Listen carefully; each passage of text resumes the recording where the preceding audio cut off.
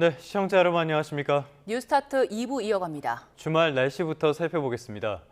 오늘 서울 낮 기온이 38도까지 오르면서 폭염이 절정에 달할 전망입니다. 기상청은 북태평양 고기압과 티베트 고기압의 영향으로 밝고 햇볕이 강한 가운데 남동풍까지 더해져 오늘 서울은 38도, 서쪽 일부 지역은 그 이상으로 오를 수 있다고 밝혔습니다. 오늘 수도권은 대부분 지역이 38도까지 오르겠고요. 대전은 37도, 광주는 36도, 대구는 35도로 예보됐습니다. 이런 폭염이 계속되면서 하루에 100명이 넘는 온열 질환자가 속출하고 있습니다. 가축이 폐사하는 피해도 눈덩이처럼 불고 있습니다. 이승민 기자의 보도입니다. 그제 하루에만 116명이 온열 질환으로 치료를 받은 것으로 집계됐습니다. 지난 22일부터 사흘 연속으로 100명 넘는 환자가 나왔습니다. 온열 질환 감시 체계가 가동되는 지난 5월 20일부터 누적된 환자는 2달 만에 2,000명을 넘겼습니다. 지난해 같은 기간에 발생한 누적 환자 772명과 비교하면 2.7배에 달하는 수치입니다. 폭염으로 숨진 사망자도 지난해보다 6명이나 늘었습니다. 축산 농가의 재산 피해로 직결되는 가축 폐사도 속출하고 있습니다. 하루 동안 폐사한 가축만 13,000여 마리, 누적된 숫자는 101만 마리를 넘겼습니다. 폭염 위기 경보를 심각 단계로 격상하고 중앙재난안전대책본부 1단계를 가동한 정부는 피해를 최소화하기 위해 총력 대응에 나섰습니다. 노인이나 쪽방촌 주민을 포함해 폭염 취약계층을 위한 보호 조치를 강화하고 건설 노동자들이 장시간 더위에 노출될 수 있는 공사 현장에는 예방 수칙이 잘 지켜지도록 관리 감독에 나선다는 계획입니다. 또 냉방 시설이 부족한 시민들을 위한 무더위 쉼터와 폭염 저감 시설도 적극적으로 운영할 방침입니다. 전문가들은 기온이 크게 올라가는 낮에는 최대한 외부 활동을 자제하고 불가피할 경우 물을 충분히 마시는 게 중요하다고 조언합니다. YTN 이승민입니다. 경기 북부 일대 폭우 피해가 크죠. 이런 폭염 속에서도 실종자 수색 작업은 계속 이어지고 있습니다. 피해가 워낙 커서 복구 작업도 늦어지다 보니 막막한데요. 수재민들은 도움의 손길이 빨리 오기만을 기다리고 있습니다. 정현우 기자의 보도입니다. 빨간 구명조끼를 입은 군인들이 하천 주변 수색 작업에 투입됩니다.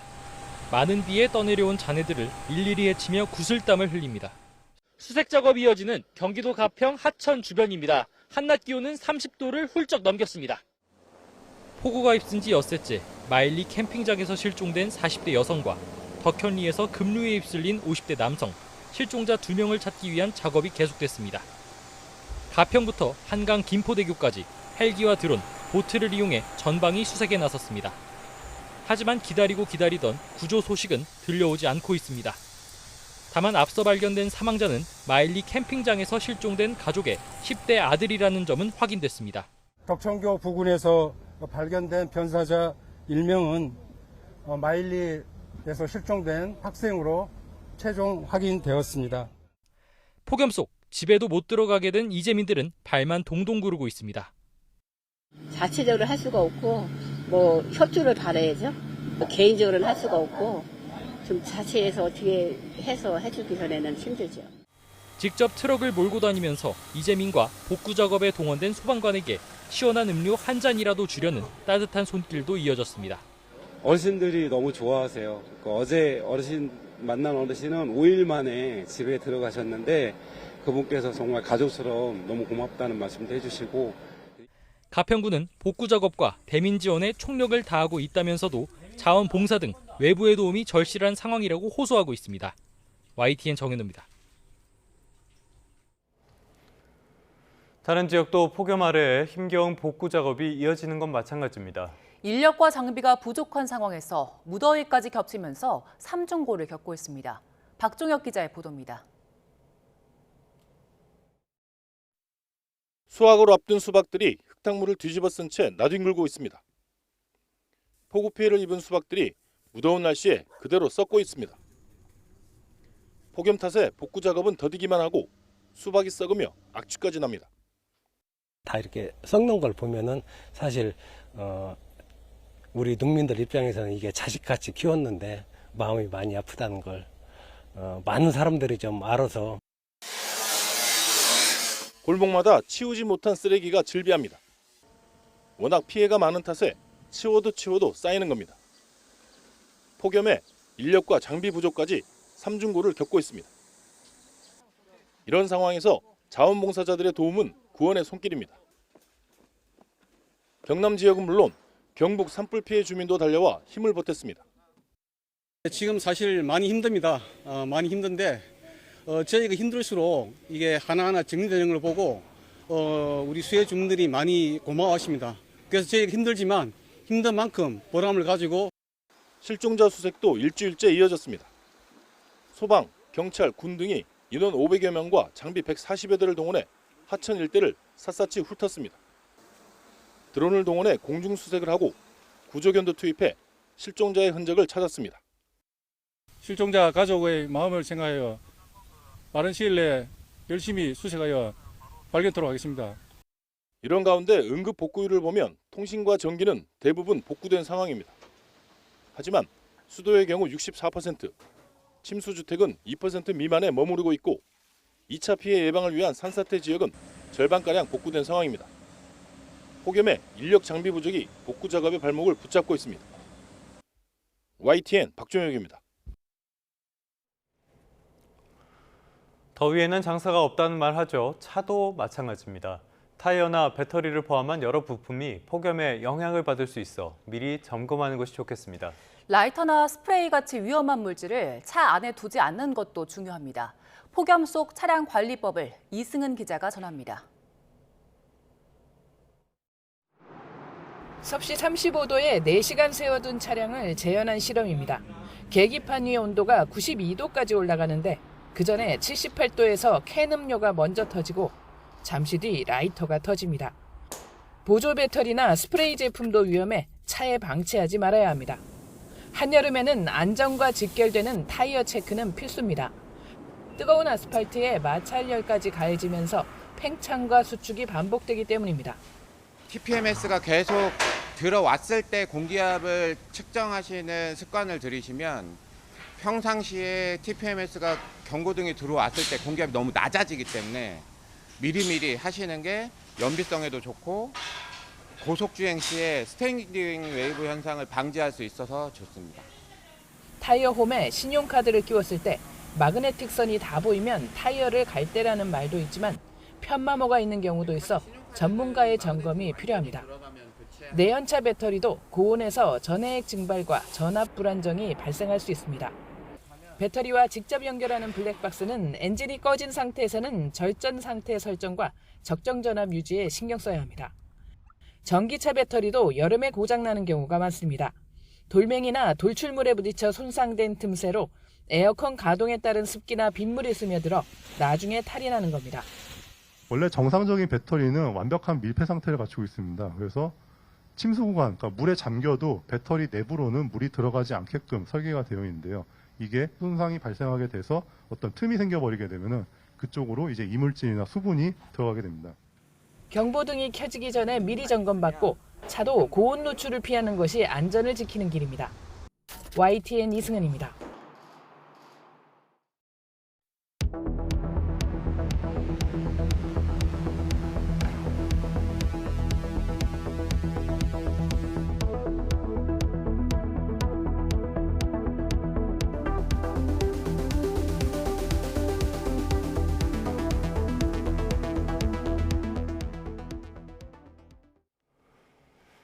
네, 이번엔 미국으로 가보겠습니다. 트럼프 대통령이 8월 1일에 거의 모든 무역 협상이 마무리될 것이라면서 무역 상대국들을 또 한 번 강하게 압박했습니다.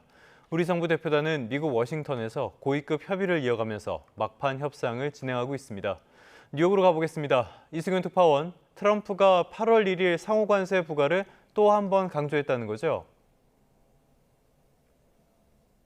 네, 그렇습니다. 트럼프 미국 대통령은 스코틀랜드로 출발하기에 앞서 취재진과 만난 자리에서 관세 협상과 관련해 8월 1일에는 거의 모든 거래가 아니면 전부가 마무리될 것이라고 공언했습니다. 이어 EU와 무역 협상이 타결될 가능성은 50%라며 이를 위해선 EU가 미국에 대해 부과한 30%의 관세를 낮춰야 한다고 강조했습니다. 이런 가운데 로이터 통신은 미국과 EU가 이번 주말에 원칙적인 무역 협정에 합의할 가능성이 있다고 보도했습니다. 미일 합의와 유사하게 미국으로 수출되는 모든 EU 상품에 15%의 상호 관세를 부과하고 EU산 철강, 알루미늄 관세율을 50%로 정하는 합의안이 될 가능성이 있다고 전했습니다. 합의 타결에 열쇠를 쥔 트럼프 대통령은 스코틀랜드에서 폰데어 라이엔 EU 집행위원장과 27일 만나기로 했습니다. 트럼프 대통령은 주요 국가를 제외한 다른 나라에 대한 관세는 서한이 나가면 그게 바로 거래라면서 많은 나라를 상대하고 있기 때문에 거의 200통의 서한을 보낼 예정이라고 설명했습니다. 중국에 대해선 거래의 골격은 갖췄다고 평가했고 캐나다에 대해선 협상보단 관세만 내는 쪽이 될 수 있다고 밝혔으며 호주에 대해선 처음으로 시장을 개방했다며 훌륭하다고 평가했습니다. 아울러 철강과 알루미늄에 대해 매긴 이 품목별 관세를 특정 국가에 대해 면제해줄 여지가 있느냐는 질문에는 별로 없다며 한 나라에 해주면 모든 나라에 해줘야 하기 때문이라고 답했습니다. 트럼프 대통령의 발언을 직접 들어보시죠. Well, most of the deals are finished right now. They're finished because we're just going to charge a certain tariff. August 1st is going to come, and we will have most of our deals finished, if not all. 네, 우리로서는 압박을 강하게 느낄 수밖에 없는 상황이 된 셈인데요. 협상 어떻게 진행되고 있습니까?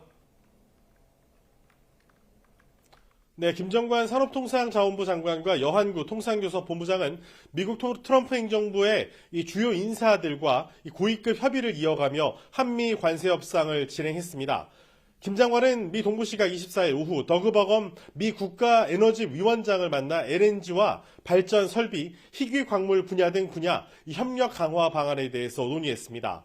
여 본부장은 25일 오전 제미슨 그리어 USTR 대표를 만나 한국의 비관세 조치 관련 해소 노력을 설명하면서 미국 측의 관세 조치와 관련한 우호적인 고려를 재차 요구했습니다. 김 장관과 여 본부장은 오늘도 러트닉 미 상무장관과 늦은 시각까지 추가 협상을 진행하며 8월 1일까지 남은 기간 이 막바지 협상 타결을 위해서 총력을 기울인다는 계획입니다. 이런 가운데 미국 백악관은 미국 기업의 한국 시장 진출을 방해하는 무역 장벽을 없애기 위해 한국과 진행 중인 무역 협상이 생산적이라고 평가했습니다. 이 와중에 정치권의 압박도 있다고 하는데요. 하원에서 우리 정부에 서한을 보냈다는데 어떤 내용이 담긴 건가요? 미 하원 법제사법위원회는 현지 시각 24일 한기정 공정거래위원장에게 한국의 경쟁정책 현황과 이 법안 상세 내용, 미국 기업이 받는 영향에 대한 설명을 요청한다는 서한을 보냈습니다. 미 하원은 앞서 지난 1일에도 같은 내용을 담은 서한을 트럼프 행정부에 보내며 한국의 공정거래위원회를 압박해 줄 것을 촉구했습니다. 서한에서 이후에 디지털 시장법을 모델로 한 한국의 온라인 플랫폼 법이 미국 기업을 부당하게 표적으로 삼을 수 있다며 한미 통상 협상의 주요 쟁점이 되고 있다고 강조했습니다.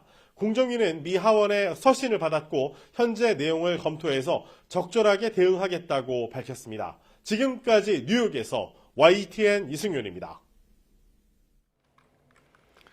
대통령실은 관세 부과 시한을 앞두고 우리 국익을 최우선으로 한다는 원칙으로 협상을 이어가고 있다고 밝혔습니다. 김영범 정책실장과 위성락 국가안보실장은 어제 통상대책회의를 마친 뒤 브리핑을 열고 한미가 8월 1일 전 상호 호혜적인 협상 타결을 도출하자는 의지를 재확인했다며 이같이 말했습니다. 대통령실은 또 미국과의 협상 대상에 우리 농산물도 포함돼 있다면서 비관세 부분에 대해 협상을 이어가고 있다고 밝혔습니다. 김영범 대통령 정책실장 그리고 위성락 국가안보실장 어제 브리핑에서 이런 이야기도 했는데요. 여한구 통상교섭본부장과 미국 무역대표부 사이 협상 품목에 농산물도 포함돼 있다고 설명했습니다. 통상과 안보, 구매, 투자 등을 묶은 이른바 패키지들에 대해서는 통상 분야는 활발한 협의가 이뤄지고 있다면서 안보 분야의 안정적인 에너지가 다른 분야에도 선순환을 일으키길 기대하고 있다고 설명했습니다. 국내외의 거대 디지털 기업에 대한 규제 내용을 담은 이른바 온풀법의 국회 통과 가능성에 대해서는 우리 국회도 이런 점을 알고 있다며 여당과 주요 현안에 대해 소통하고 있다고 설명했습니다. 미국과의 협상은 그렇게 순조롭지만은 않아 보입니다. 더 많은, 더 큰 선물 보따리를 준비해야 하는 처지가 된 셈인데요. 하지만 미국이 요구하는 투자와 시장 개방은 여러모로 부담스러운 수준입니다. 국익 최우선 협상을 앞세운 정부의 고심도 깊어지고 있습니다. 최하영 기자입니다.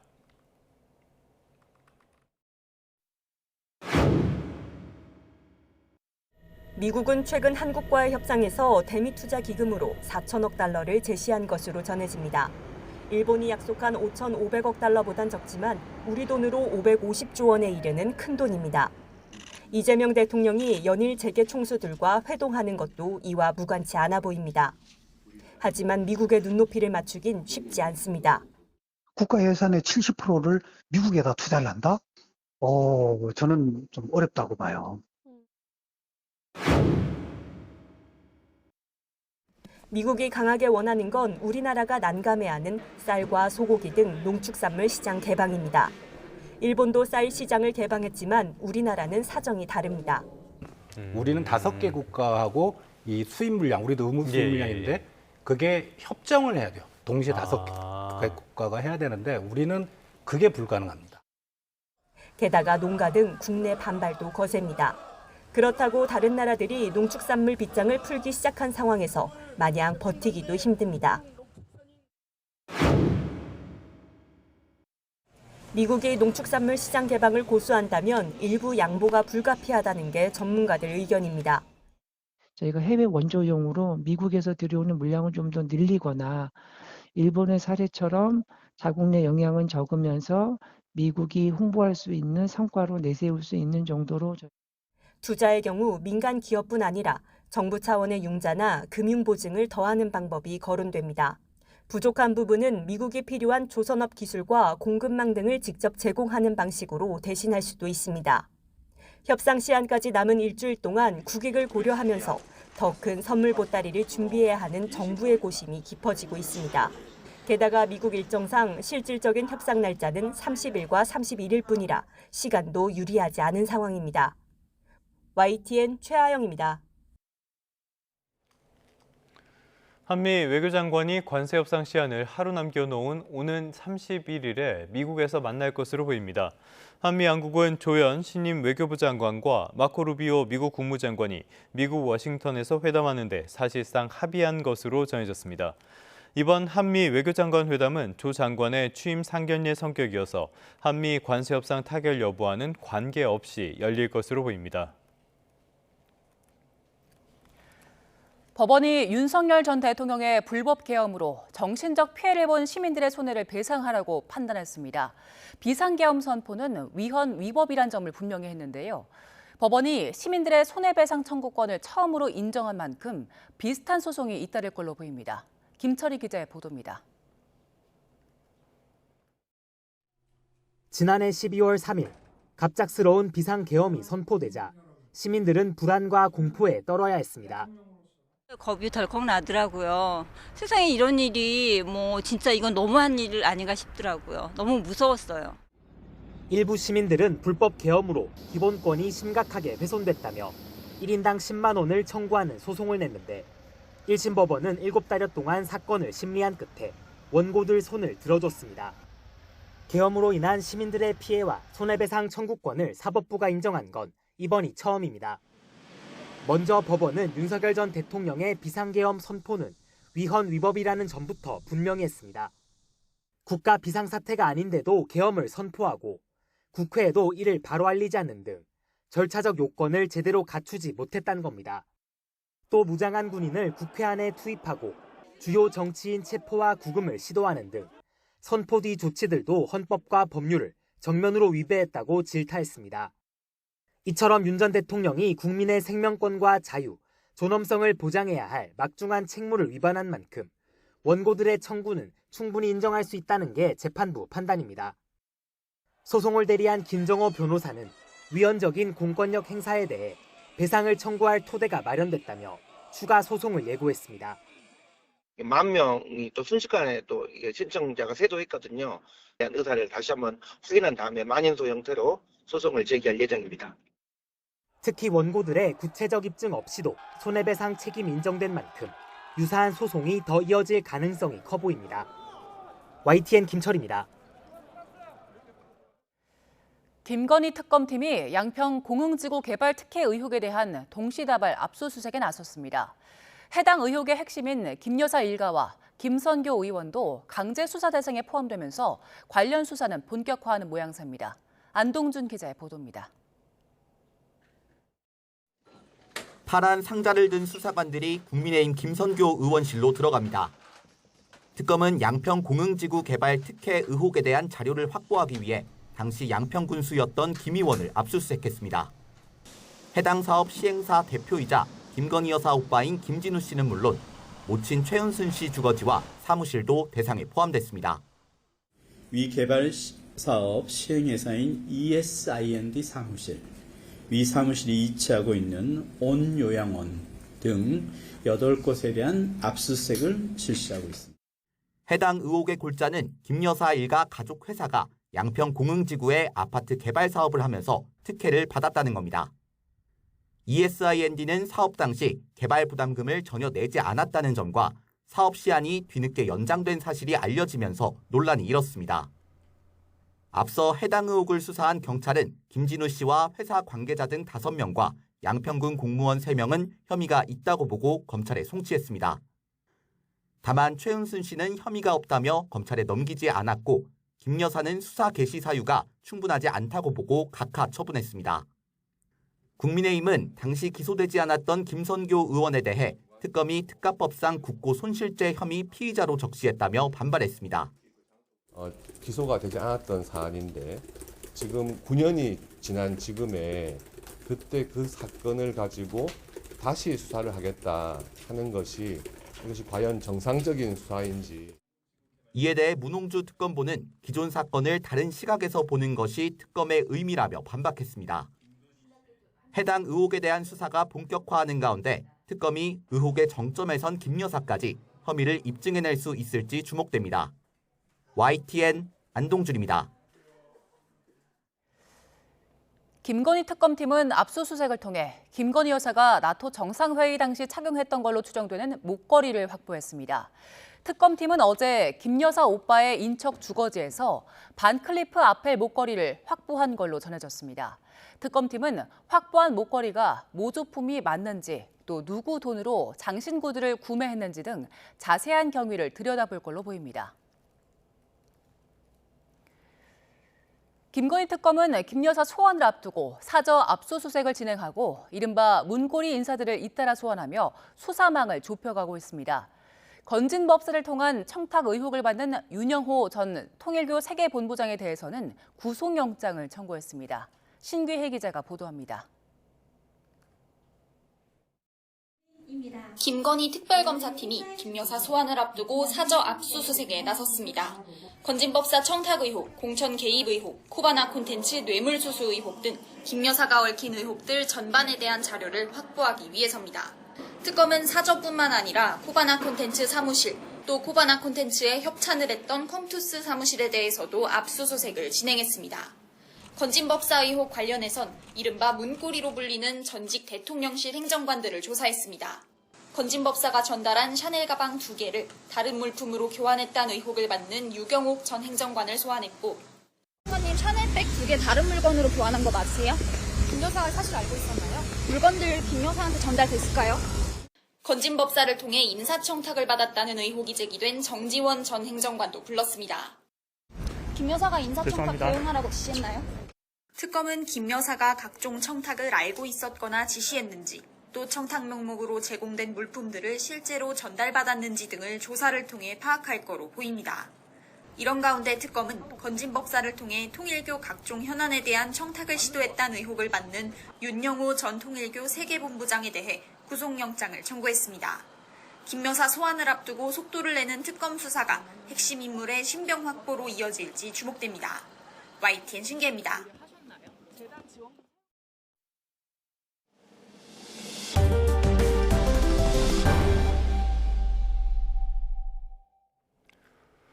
네, 이번엔 대통령실로 가보겠습니다. 산업 안전의 중요성을 연일 강조해온 이재명 대통령이 중대 산업재해가 발생했던 SPC 계열사의 빵 공장을 방문했습니다. 자신도 산업재해의 피해자였다면서 저임금, 장시간 노동 체계를 바꿔야 한다고 강조했습니다. 홍민기 기자입니다. 이재명 대통령이 SPC 삼립 시흥 공장을 찾아 중대 산업재해 현장 간담회를 열었습니다. 지난 5월 50대 여성 노동자가 기계에 끼어 숨지는 사고가 났던 곳에 직접 간 겁니다. 소년공 시절 기계에 왼팔이 눌리는 사고를 당했던 이 대통령은 아직도 산재로 인한 사망 사고가 줄지 않고 있다고 지적했습니다. 저도 아시겠지만 노동자 출신이고 또 산업재해 피해자이기도 한데 여전히 노동 현장에서 죽어가는 노동자들이 너무 많습니다. 산업재해의 원인으로는 저임금 장시간 노동과 심야 노동을 지목했습니다. 추가 수당이 드는 2교대보다 8시간씩 3교대 근무가 경영상으로도 이익이 아니겠냐고 따져 물었습니다. 제가 추측되는 얘기를 한번 해볼까요? 임금이 총액이 너무 낮아서 8시간씩 일을 시키면 일할 사람이 없는 거 아닙니까 혹시? 이딴 산재 사고로 여론의 질타를 받은 허영인 SPC그룹 회장은 노동 형태를 바꿔보겠다고 약속했습니다. 우선 지금 당장 우리가 앞으로 우리가 거의 좀 더 개선할 수 있는 방법 알고는 있는데 바로 기획하기는 좀 어렵지 않겠느냐. 그래서 우선 순차적으로. 이 대통령은 근로감독관 300명 증원을 신속하게 추진하고 여러 사업장을 불시에 점검하라고도 지시했습니다. 이 대통령은 산업재해 외에도 극단적 선택과 교통사고 사망률 등을 언급하며 죽지 않는 사회를 만들기 위한 근본적 해법을 고민하겠다는 의지를 내비쳤습니다. YTN 홍민기입니다. 이 대통령이 부산도 찾았습니다. 특히 이 자리에서는 지체되고 있는 가덕도 신공항 사업의 정상화를 약속했습니다. 여기에 더해서 해양수산부뿐만 아니라 관련 기관들의 이전도 신속하게 집행하겠다고 강조했습니다. 정인용 기자입니다. 이재명 대통령이 광주와 대전에 이어 이번엔 부산에서 타운홀 미팅 방식의 지역 간담회를 열었습니다. 전국적 폭우 피해로 일정이 일주일 연기됐던 건데 이 대통령은 부산 시민들에게 지역 균형 발전의 중요성을 전제로 설명을 시작했습니다. 균형 발전 전략을 국가 생존 전략으로 격상시키고 어쨌든 자원 배분, 정책 결정에서 지방과 균형을 맞추는 수준이 아니라 지방에 인센티브를 주는. 이 대통령은 지역 최대 현안이자 좌초 우려가 나오고 있는 가덕도 신공항 사업이 정상적으로 진행될 수 있도록 노력하겠다고 강조했습니다. 해양 분쟁을 전문적으로 다루는 해사법원과 부울경 금융 지원을 위한 동남권 투자은행 설립도 목표 시간을 최대한 줄여보겠다고 언급했습니다. 특히 해양수산부와 관련 기관들을 신속히 부산으로 이전하겠다면서 강한 의지를 재확인했습니다. 선거 지나면 다 잊어버리고 빈말하고 그런 게 습관이 돼가지고 제가 뭔 얘기를 해도 안 믿더라고요. 근데 저는 좀 달라요. 한다면 하죠. 연말까지는 혹시 이사를 올 수 있을까 잘 모르겠어요. 올 수 있어요. 이 대통령은 해수부의 국가전략 부처화나 정부의 부산 수출기업 ESG 경영 지원, 양질의 일자리 창출을 위한 기업 유치까지 지역 주민들의 건의사항도 경청했습니다. 해수부 노조 간부의 부처 이전 고충 토로에는 특별한 희생에 특별한 보상을 하겠다며 필요한 대책 수립도 공언했습니다. 이 대통령은 지역을 직접 찾아 현장의 목소리를 듣는 게 도움이 된다면서 공직사회를 향해서도 수요자 중심의 행정을 재차 당부했습니다. YTN 정인용입니다. 국정기획위원회가 이재명 대통령의 대선 공약인 경찰국 폐지를 신속 과제로 추진해달라고 대통령실에 제안했습니다. 조승래 대변인은 경찰의 정치적인 중립과 민주적 통제를 강화하기 위해 경찰국 설치 이전의 체제로 조속히 복원할 필요가 있다고 판단했다며 이같이 밝혔습니다. 조 대변인은 신속 추진 과제는 부처와의 협의를 통해 제안하는 만큼 공감대가 마련된 상태라면서도 최종 결정과 집행은 대통령실과 정부 부처라고 덧붙였습니다. 국민의힘 당무감사위원회가 대선 후보 교체 시도와 관련해 권영세 전 비상대책위원장 그리고 이양수 전 사무총장에 대한 당원권 정지 3년이라는 중징계를 당윤리위원회에 청구하기로 했습니다. 국민의힘 의원들 당황한 기색이 역력한데요. 징계 당사자들은 강하게 반발했습니다. 박희재 기자입니다. 지난 대선 때 김문수 당시 국민의힘 대선 후보를 한덕수 전 총리로 바꾸려 시도한 과정을 들여다본 국민의힘 당무감사위원회가 다소 파격적인 결론을 내놨습니다. 권영세 당시 비상대책위원장과 이양수 사무총장에게 당원권 3년 정지라는 중징계를 청구하겠다고 발표한 겁니다. 위원들의 의견을 종합해서 두 분 다 당원권 정지 3년으로 징계 청구를 하기로 했습니다. 감사위는 두 사람이 후보를 교체하려 했던 시도가 당원, 당규상으로 근거가 없다고 판단했고 불법 행위로 보인다고도 평가했습니다. 경선 거치고 힘들게 당선돼봤자 그 당시 당 지도부의 판단에 의해서 제3자로 교체하면 언제라도 교체가 가능하다는 결과입니다. 그러면서 감사위는 당시 김문수 후보가 단일화 입장을 번복한 점 등을 고려해 두 명에게만 책임을 묻기로 했다고도 밝혔습니다. 당시 원내대표였던 권성동 의원은 특별하게 책임질 만한 행위를 한 일이 없다며 징계 대상에서 제외했습니다. 이번 결정이 당 윤리위원회에서 그대로 확정되면 징계 당사자들은 다음 총선에 출마할 수 없게 됩니다. 당내에서는 사실상 정계 은퇴 요구라며 당황한 기색이 역력한데 당사자들 역시 강하게 반발했습니다. 권영세 의원은 수용할 수 없는 결정이라면서 유 위원장 등을 향해 응분의 책임을 지게 될 것이라고 했고 이양수 의원도 외부인이라 당 사무를 모르고 있다며 불복을 시사했습니다. 징계 대상에서 빠진 권성동 의원도 표적 징계를 두려워하지 않겠다면서 자신 또한 징계에 회부해달라고 촉구했습니다. 당 안에서는 당무감사위원장은 한동훈 전 대표 시절에 임명이 이루어졌고 중앙윤리위원장은 권영세 전 비대위원장이 임명했기 때문에 이번 사안에 대한 인식이 서로 다를 거라는 분석이 나옵니다. 이 때문에 당 윤리위가 두 사람에 대한 징계 수위를 그대로 통과시킬 가능성은 크지 않아 보입니다. YTN 박희재입니다. 이른바 강선우 논란이 일단락되자 더불어민주당은 야당을 향한 압박 수위를 한층 끌어올리고 있습니다. 당대표 선거에 출마한 민주당 박찬대 의원은 야당 의원 45명의 제명을 촉구하는 결의안까지 냈는데요. 국민의힘은 야당 말살 선언이라면서 강하게 반발했습니다. 김다영 기자입니다. 강선우 의원의 장관 후보 사태로 무거운 짐을 벗은 민주당은 대야 공세 수위를 한층 높였습니다. 국민의힘이 일부 장관 후보자 지명 철회를 요구하자 야당을 향해 직접적 비판을 자제해오던 김병기 원내대표도 선을 넘지 말라며 공개적으로 경고하고 나섰습니다. 그런 내란 정당 혐의도 모자라서 대선까지 불복하겠다는 것으로 보입니다. 아마 국민의힘이 우리 민주당의 협치 의지와 인내를 많이 오해한 것 같습니다. 국민의힘이 강선우 의원의 의원직 사퇴를 촉구한 데 대해서도 송원석 비상대책위원장 본인이 저지른 갑질과 만행부터 사과하라고 역공을 펼쳤습니다. 희대의 갑질을 하고 탈당까지 했던 진짜 갑질 대마왕 송원석 비대위원장, 비난할 자격이 없는 그 입을 다무십시오. 내란에 동조한 국민의힘 의원들을 모조리 의원직에서 제명해야 한다는 주장도 나왔습니다. 당대표 선거에 뛰어든 박찬대 의원이 윤석열 전 대통령 체포를 저지한 국민의힘 의원 45명에 대해 제명을 촉구하는 결의안을 낸 겁니다.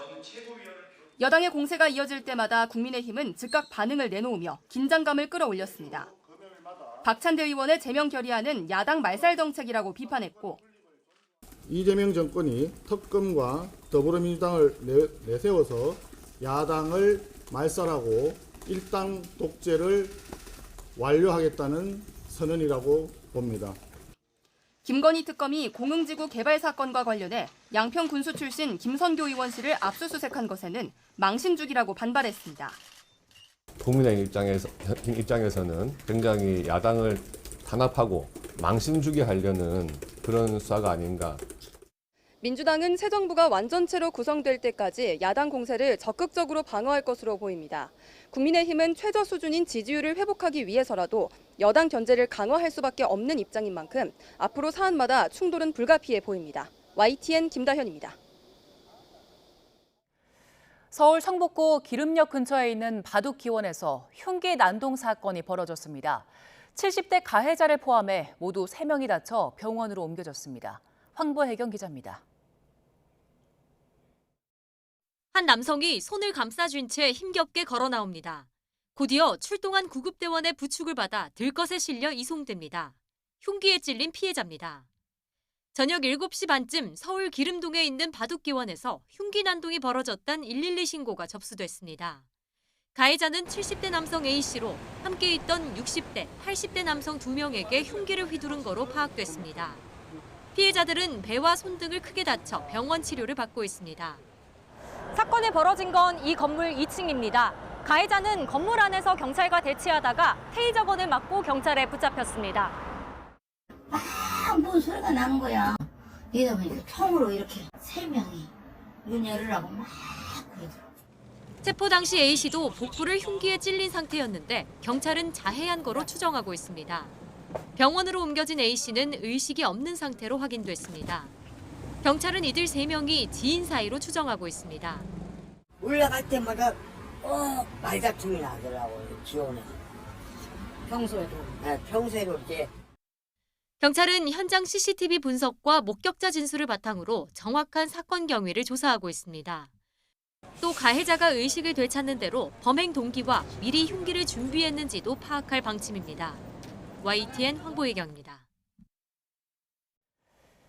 고속도로를 달리던 대형 트레일러가 교통사고로 갓길에 세워졌던 차량을 덮쳤습니다. 사고를 수습하기 위해 밖에 나와 있던 60대 남성 1명이 숨졌습니다. 사건 사고 소식 김태원 기자가 보도합니다. 사방이 찌그러진 승용차가 고속도로 한복판에 역방향으로 섰습니다. 1톤 트럭도 반대 방향으로 중앙분리대 옆에 멈췄고 대형 트레일러는 옆으로 쓰러져 편도 2차로 도로와 갓길까지 완전히 가로막았습니다. 오늘 새벽 0시 반쯤 중부고속도로 음성휴게소 인근에서 대형 트레일러가 갓길에서 교통사고를 수습 중이던 차량을 덮쳤습니다. 차 밖으로 나와 있던 60대 남성이 현장에서 숨졌고 2명이 다쳤습니다. 도로에 쓰러진 트레일러를 견인하기 위해 대형 크레인까지 동원됐는데 수습 작업이 마무리되기까지 하행선 방향은 3시간 가까이 전면 통제됐습니다. 건물을 집어삼킬 듯 시뻘건 불길이 타오릅니다. 건물 외벽을 덮은 불은 바로 옆 건물까지 위협합니다. 어젯밤 10시 10분쯤 인천 고월동에 있는 상가 건물에서 불이 났습니다. 불은 2시간 만에 꺼졌지만 50대 여성을 포함해 모두 13명이 연기를 마셨고 80여 명이 대피했습니다. 경찰과 소방당국은 실외기에서 불이 났다는 신고 내용을 토대로 정확한 화재 원인을 조사하고 있습니다. YTN 김태원입니다. 경찰이 인천에서 아들을 총격해 숨지게 한 조모 씨가 다른 가족도 살해하려 했다고 보고 살인미수 혐의를 추가 적용했습니다. 조 씨는 가족 회사로부터 받던 생활비가 끊겼다고 주장했는데 경찰은 실제로 경제적인 이유가 범행에 영향을 미쳤는지 등 정확한 동기를 밝히는 데 주력할 방침입니다. 이현정 기자의 보도입니다. 인천 송도에서 아들을 사제총으로 쏴 숨지게 한 60대 남성 조모 씨에 대해 경찰이 살인 미수 혐의를 추가 적용했습니다. 조 씨가 아들뿐만 아니라 현장에 있던 다른 사람들도 살해하려 했다고 판단한 겁니다. 조 씨 범행 후 처음 신고가 접수된 건 지난 20일 밤 9시 반쯤입니다. YTN이 확보한 당시 112 신고 내용을 보면 조 씨 며느리는 남편이 배와 가슴에 총을 맞았다며 시아버지가 생일잔치 도중 잠깐 나갔다가 총을 만들어 왔다고 말했습니다. 이후 경찰 조사에서 유족은 조 씨가 아들에게 총을 쏜 뒤 며느리와 두 손주까지 위협했다고 진술했고 경찰은 조 씨가 도망치는 외국인 가정교사를 뒤쫓아간 행적까지 확인했습니다. 하지만 조 씨는 여전히 아들만을 노렸다고 주장하고 있는데 차에 총을 가지러 가 30분에서 40분쯤 고민했지만 결국 돌아오자마자 총을 발사한 것으로 조사됐습니다. 또 범행 동기로 가정 불화를 주장했는데 프로파일러 면담에서는 경제적 어려움을 언급한 것으로 확인됐습니다. 가족 회사로부터 한 달에 300만 원 정도를 받아왔는데 지난해 어느 시점부터 지급이 끊겼다는 겁니다. 하지만 경찰은 이 같은 조 씨 주장이 유족의 진술과 달라 신빙성에 대해서는 추가 조사가 필요하다고 보고 있습니다. 이를 위해 금융계좌 압수수색과 휴대전화 포렌식 분석 등을 통해 수사를 이어갈 방침인데 검찰 송치 전 명확한 범행 동기를 밝혀낼 수 있을지 주목됩니다. YTN 이현정입니다. 여름 휴가가 몰리는 7말 8초의 첫 주말인 오늘부터 대이동이 시작될 걸로 보이는데요. 특히 휴가철에는 차량 단독 교통사고가 자주 발생하기 때문에 더욱 주의가 필요합니다. 단독 사고의 치사율은 전체 교통사고보다 6배나 높은 걸로 나타났습니다. 손유정 기자입니다. 휴가철 신나는 노래와 함께 도로를 달리는 차량. 커브를 도는 순간 전신줄을 들이받고 도로 옆으로 빠져버립니다. 또 다른 차량은 오른쪽으로 치우치더니 방호 울타리가 끊긴 구간에서 차선을 벗어나 뒤집힙니다.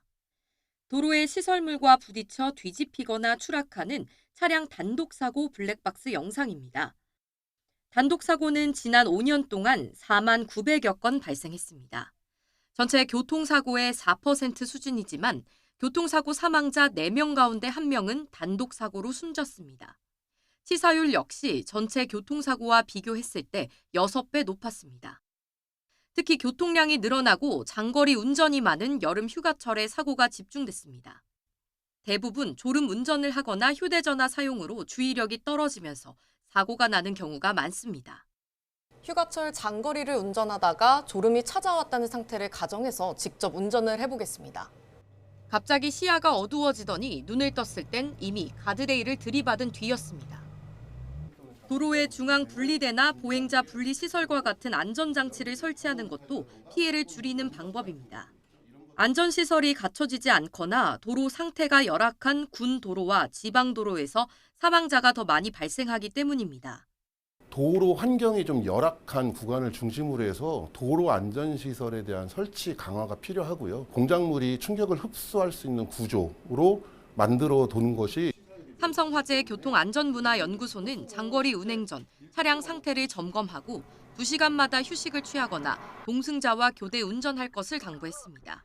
YTN 손효정입니다. 의대 증원에 반발하며 수업을 거부해온 의대생들이 2학기부터 학교로 돌아올 수 있게 됐습니다. 그런데 교육부가 발표한 방안을 보면 학생들은 기존 6년보다 적은 5년 반 만에 졸업하게 되고 졸업 시기에 맞춰 의사 국가시험도 추가될 걸로 보입니다. 특혜 논란에는 더 불이 붙었습니다. 염혜연 기자입니다. 총장과 학장단 사이에서도 갈팡질팡했던 의대생 복귀 방안이 확정 발표됐습니다. 교육부가 총장 협의회 제안을 받아들인 건데 이미 빠진 교육과정을 얼마나 압축해서 이수할 수 있는지가 관건입니다. 이 방안에 따르면 본과 4학년들은 내년 8월, 3학년은 내년 2월이나 8월에 졸업하게 됩니다. 8월 졸업생을 위한 추가 의사 국가시험도 편성할 계획입니다. 입학한 뒤 한 번도 수업을 듣지 않은 예과 1학년과 2학년은 졸업 때까지 함께 올라갑니다. 교육부는 일단 학생들이 학교로 돌아오는 게 우선이라는 입장이지만 특혜라는 비판은 여전합니다.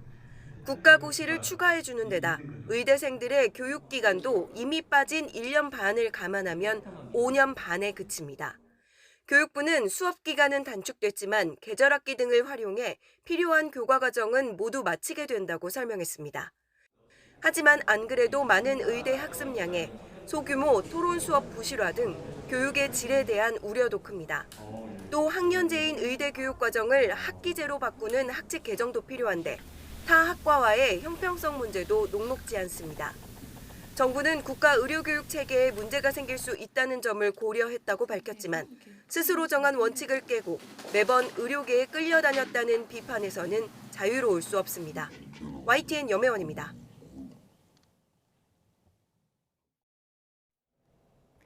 북아프리카 리비아 해안에서 현지 시간 25일 유럽행 이주민 선박이 뒤집혀 최소 15명이 숨졌다고 AP통신이 보도했습니다. 현지 해안 경비대에 따르면 25일 새벽 2시쯤 지중해 연안의 동부 항구도시 투브루크 인근 해상에서 수십 명의 이주민을 태운 선박이 전복됐습니다. 사망자 15명 모두 이집트인이고 수다딘 선원 2명을 포함해 10명이 구조됐습니다. 탑승자 수가 정확히 파악되지 않아 실종자 수도 구체적으로 집계되진 않았습니다.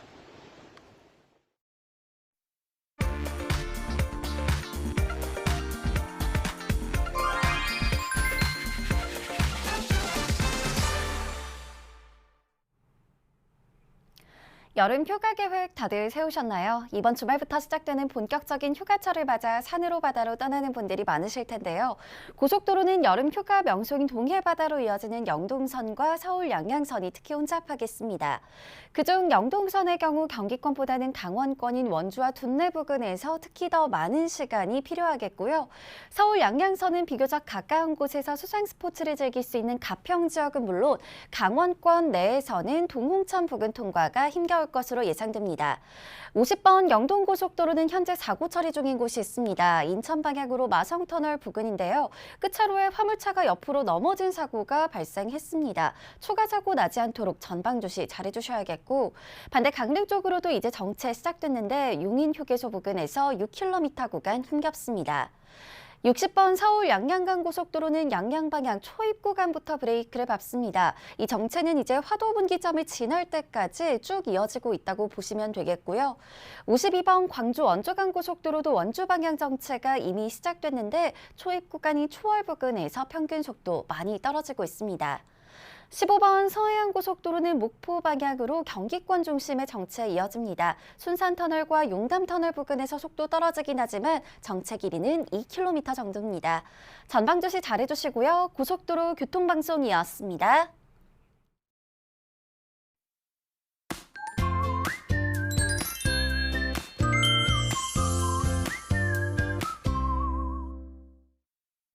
밤사이 잠 못 이룬 분들 많으시죠? 현재 서울 기온은 27.6도, 체감온도는 30도로 초열대야에 버금가는 더위인데요. 낮에는 38도까지 올라서 올해 여름은 물론이고 역대 7월 중에서 가장 더운 날이 될 가능성도 있습니다.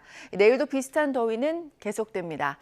전국이 폭염 경보 비상입니다. 온열 질환 위험이 높은 만큼 오늘은 최대한 실내에 머무시고 목이 마르지 않더라도 수분 섭취해 주시길 바랍니다. 현재 기온 살펴보겠습니다. 현재 강릉은 30도 안팎까지 올라서 초열대야 현상 보이고 있고요. 그 밖의 지역도 25도를 웃돌면서 열대야 현상 나타나고 있습니다. 낮에는 서쪽을 중심으로 기온이 크게 오릅니다. 서울이 38도까지 오르겠고 대전이 37도, 전주 36도, 대구는 35도로 예상되고 있습니다. 오늘 전국이 대체로 맑겠고 자외선도 강하겠습니다. 오후부터 제주도는 비가 오겠고 바람도 강하게 불겠습니다. 당분간 폭염의 기세는 꺾이지 않을 전망입니다. 날씨였습니다. 네, YTN 뉴스타트 2부 마무리하겠습니다. 시청해주신 여러분 고맙습니다.